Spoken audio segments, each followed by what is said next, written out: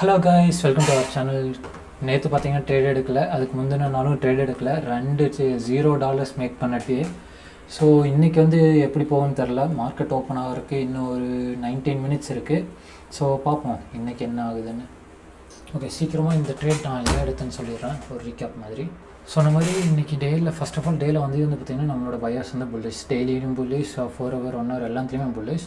அதே மாதிரி 5 மினிட்ஸ்க்கு வந்து உங்களுக்கு தெரிஞ்சிருக்கும், இங்கே வந்து market manipulation, pre market manipulation நடந்திருக்கும். ப்ரீ மார்க்கெட் மேனிப்புலேஷன் என்ன பண்ணுச்சுன்னா, லண்டனோட லோவை எடுத்துகிட்டு ஒரு அப்சைட் மூவ் கொடுத்துச்சு. நான் அது ஆல்ரெடி சொன்னது தான், அப்சைட் மூவில் பை எடுத்தவங்க எல்லோரும் ஸ்டாப் அவுட் ஆக போகிறாங்க அப்படின்னு சொல்லி சொன்னேன். நான் சொல்லி அடுத்த கேண்டிலே மார்க்கெட் ஓப்பன் ஆச்சு. மார்க்கெட் ஓப்பன் ஆனது பூம், எல்லாத்தோட எஸ்எல்லையும் எடுத்துருச்சு. இப்படி எஸ்எல் எடுத்ததுக்கப்புறம் நான் வந்து வெயிட் பண்ணிகிட்டு இருந்தேன். இதுதான் நம்ம வெயிட் பண்ண லிக்விடிட்டி ஸ்வீப். ஓகே, ஸோ இந்த ஸ்வீப் நடந்ததுக்கப்புறம் 1 மினிட்ல வந்து பார்த்திங்கன்னா அந்த ஃப்ளோலேயே, அந்த லிக்விடிட்டி ஸ்வீப்லேயே வந்து பார்த்திங்கன்னா இங்கே வந்து ஒரு 5 minute FVG இருக்குது கரெக்டாக. So I will mark it out. இந்த 5 minute FVG இருக்குது. இந்த 5 minute FVGயை ப்ரைஸ் இன்வெஸ்ட் பண்ணுவோன்னு சொல்லி பார்த்தேன். ஸோ இது எடுத்துகிட்டு 5 minute FVG இன்வெஸ்ட் பண்ணிருச்சு. இன்வெஸ்ட் பண்ணும்போதே ஒரு புல்லிஷ் FVG ரெஸ்பெக்ட் பண்ணிட்டு தான் இன்வெஸ்ட் பண்ணியிருக்கு. ஸோ அதனால் இன்வெஸ்ட் ஆன உடனே வந்து பார்த்திங்கன்னா நான் இந்த இடத்துல ட்ரேட் எடுத்தேன். ஸோ உங்களுக்கு தெரியும் எந்த பாயிண்ட்டுன்னு. ஸோ இங்கே தெரியும் இந்த பாயிண்டில். ஸோ இந்த பாயிண்டில் ட்ரேட் எடுத்துகிட்டு என்னோடய SL எங்கே வச்சுருந்தேன்னா, இங்கே லாங் எடுத்தேன். ஸோ என்னோடய SL வந்து இங்கே வச்சுருந்தேன், இந்த லோக்கு கீழே வச்சுருந்தேன். ஸோ என்னோடய டிபி வந்து 1:2. ஸோ என்னோடய டிபி வைக்கிறது என்ன கன்ஃபியூஷன், இந்த ஆல் டைம் ஹை வைக்கணுமா இல்லை 1:2 வைக்கணுமான்னு சொல்லி நினச்சிட்டு இருந்தேன். ஸோ 1:2 தான் ஹோல்ட் பண்ணியிருந்தேன். ஆல் டைம் ஹை வந்துச்சுன்னா நம்ம எஸ்எல்லை வந்து ப்ராஃபிட் கொண்டு வந்துடலான்னு.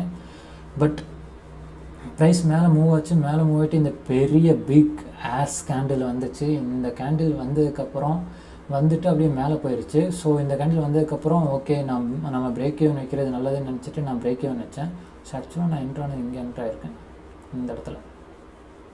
So somewhere 30.54.8 30.54.8. ஸோ இந்த இடத்துல என்ட்ராயிருக்கேன். ஓகே, ஸோ இந்த இடத்துல என்ட்ராயிட்டு என்னோடய எஸ்எல் வந்து அங்கே இருந்திருக்கு.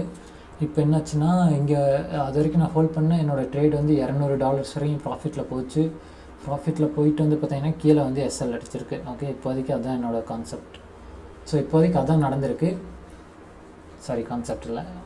அதே மாதிரி இது ஏன் நடந்துச்சுன்னா, யூஎஸில் வந்து பார்த்திங்கன்னா லண்டனோட ஹையை எடுத்துருக்கு. லண்டனோட ஹையை எடுத்துகிட்டு இந்த fair value 5 minute fair value gap இங்கே இருக்கா, இந்த இடத்துல ஒரு 1 minute ஃபேர் வேல்யூ கேப் இருக்கும். ஸோ இந்த ஃபேர் வேல்யூ கேப்பை இன்வெஸ்ட் பண்ணியிருக்கேன். நானும் அப்போது நினச்சேன் இன்வெஸ்ட் பண்ணது வெளியே வந்துடலான்னு. ஸோ பரவாயில்ல, ரன் ஆகட்டும் அப்படின்னு சொல்லிட்டு தான் விட்டேன். ஏன்னா nothing to lose, right. So அந்த ட்ரேட் தான் எடுத்தேன். கரெக்டாக வந்து என்னை ஸ்டாப் அவுட் பண்ணிவிட்டு பிரேக் ஈவன் எடுத்துகிட்டு மறுபடியும் மேலே போகிறான். ஸோ இப்போ என்ன பண்ணுவோன்னு தெரில. So I think that's it for a day.